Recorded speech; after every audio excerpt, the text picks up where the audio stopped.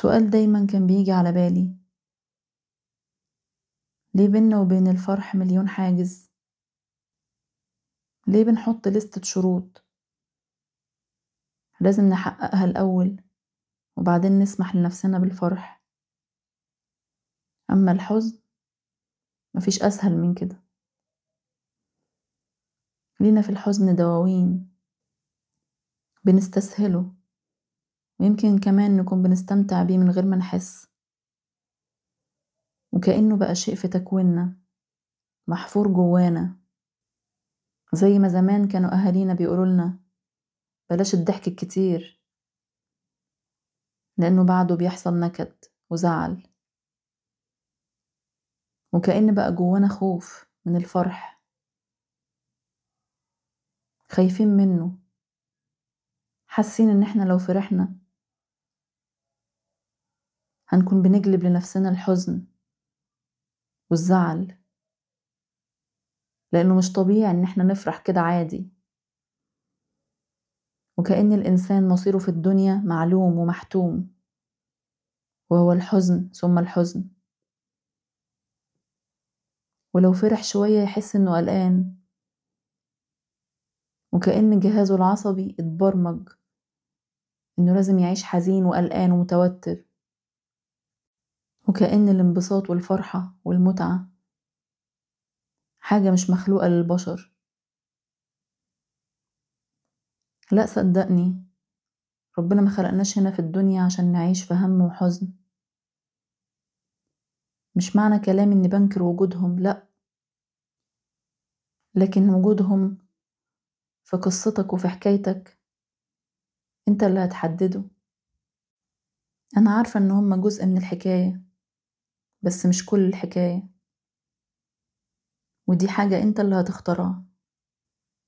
دي قصتك وانت اللي هتختارها. اختياراتك وردود افعالك على الحاجات اللي بتحصل لك والاحداث اللي بتعدي عليك هي اللي هتحدد هتعيش حياة مسيطر عليها الحزن والدراما، ولا هتكون حياة حلوة فيها حاجات صعبة ووحشة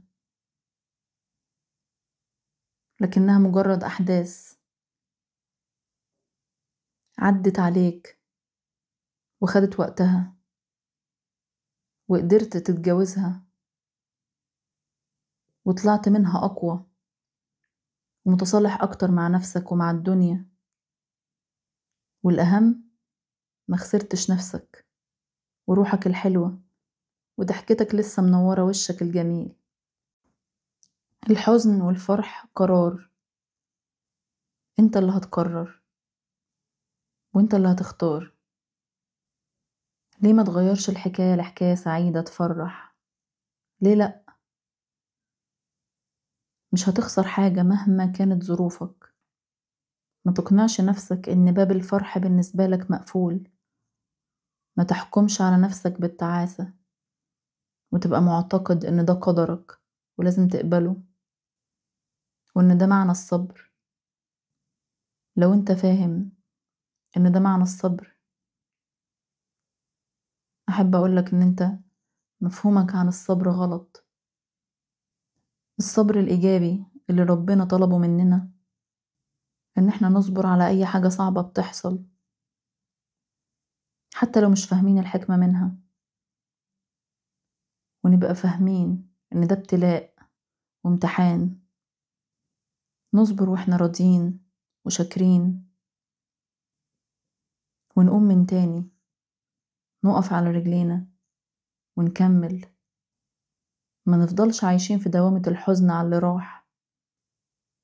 احنا بشر وبنتأثر وبنزعل، بس اختيارك انك تكمل في حالة الحزن واليأس ده قرارك، وده أبعد ما يكون عن الصبر.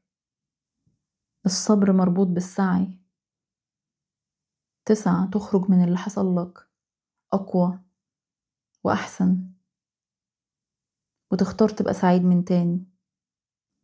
مهما حصل دايما عندك اختيار، افرح بأي تفصيلة في حياتك مهما كانت صغيرة. الفرح ملوش شروط، ما تصعبهاش على نفسك، الموضوع أبسط من كده بكتير. لو دورت هتلاقي ربنا أنعم عليك بنعم كتير، بس انت مش مقدرها. افرح بيها وعيش حياتك واستمتع. كل ما تفرح أكتر ربنا يبعتلك اللي يفرحك أكتر وأكتر، وكل ما تزعل وتحزن هتلاقي الحزن يدق على بابك أكتر وأكتر. مش انت اللي اخترت؟ طب وليه؟ خدها من قصيرها وافرح. ده الفرح مش بفلوس. ما تقولش لنفسك أنا هفرح لما اتخرج بتقدير أو لما اشتغل أو لما اتجوز. بطل تحط شروط. عيش وافرح وتهنى، يزيد هناك ويزيد فرحك. وصدقني حياتك كده أكيد أحلى.